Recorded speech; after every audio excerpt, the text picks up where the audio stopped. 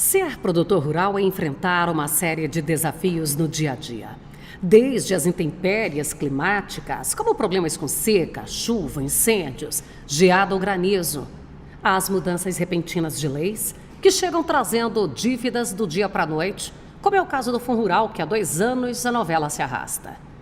Mesmo diante de todo o rigor das leis e exigências de uma agricultura tropical, o produtor brasileiro, fazendo uso da sustentabilidade através de tecnologias de genética e de manejo, ainda é capaz de produzir anualmente 4 vezes a necessidade da população brasileira. Ou seja, o que se produz aqui em um ano seria suficiente para abastecer todo o Brasil por até 4 anos.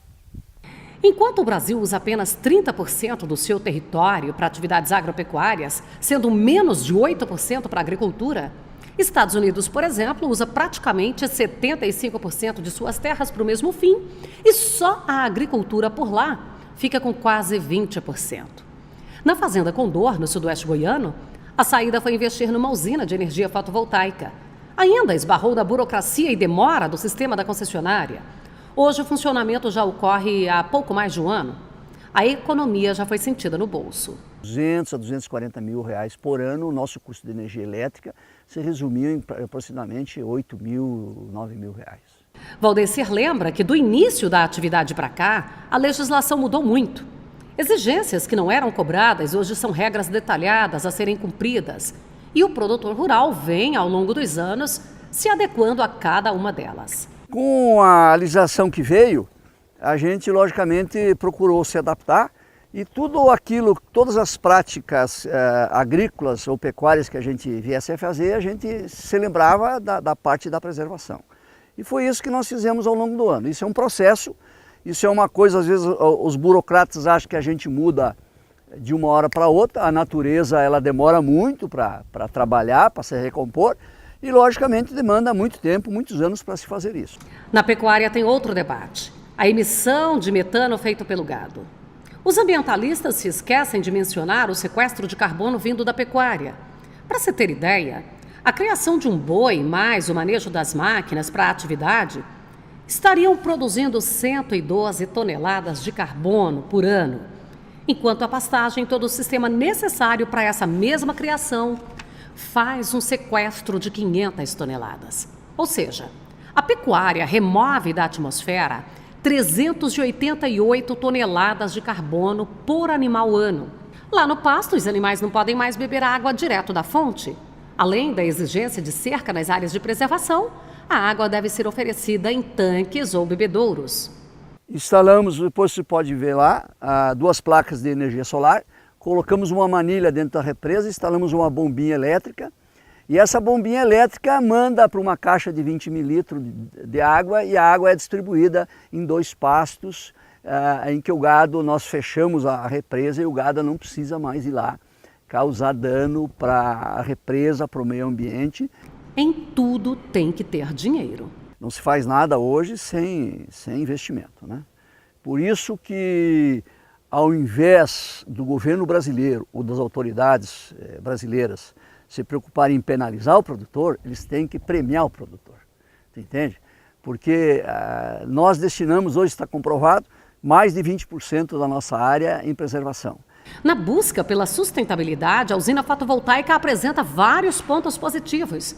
Dentre eles, o impacto ambiental zero. Ela sustentaria praticamente 5 mil casas. Ou a poluição, o sequestro de dióxido de carbono de um automóvel em funcionamento, de 95 anos um carro em funcionamento, ela sequestrou 431.853 quilos de dióxido de carbono. Equivale em 14 meses eu ter uma floresta plantada de 37,3 hectares. Este é o benefício que esse parque solar está gerando não só para a minha propriedade, mas para toda a sociedade.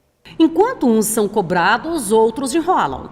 Onyx Lorenzoni, indicado para ocupar o cargo de ministro da Casa Civil no governo Bolsonaro, ganhou destaque porque deu uma resposta merecida quando foi questionado sobre a preservação ambiental que as ONGs estrangeiras querem impor aqui. Não dá para vir a ONG da Noruega ou lá da Holanda e vir aqui dizer o que a gente tem que fazer. A ironia se faz presente aqui, pois o seu governo ganhou manchetes em todo o mundo no ano passado porque criticou publicamente o aumento do desmatamento da Amazônia e ainda despertou um constrangimento muito grande na primeira visita oficial do presidente Michel Temer, quando, então, o governo norueguês anunciou um corte naqueles recursos de repasse ao Fundo da Amazônia, que é destinado à preservação ambiental. Mas acontece que é nessa mesma Amazônia que a Hidroalunorte, que é uma empresa acusada de contaminação no Pará, acumula mais de 2.000 processos. E essa empresa tem entre um de seus maiores acionistas o governo da Noruega. O maior dos vazamentos ocorreu em 2009, quando foi responsabilizada por um transbordamento de lama tóxica.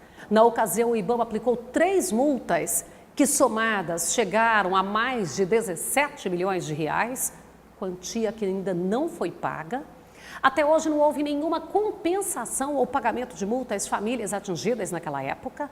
E em fevereiro deste ano, um laudo do Instituto Evandro Chagas comprovou que as regiões de Bom Futuro, Vila Nova e Burajuba, também no Pará, registraram altos índices de contaminação com as águas apresentando níveis elevados de alumínio e outras substâncias que são associadas aos rejeitos gerados pela empresa do governo norueguês.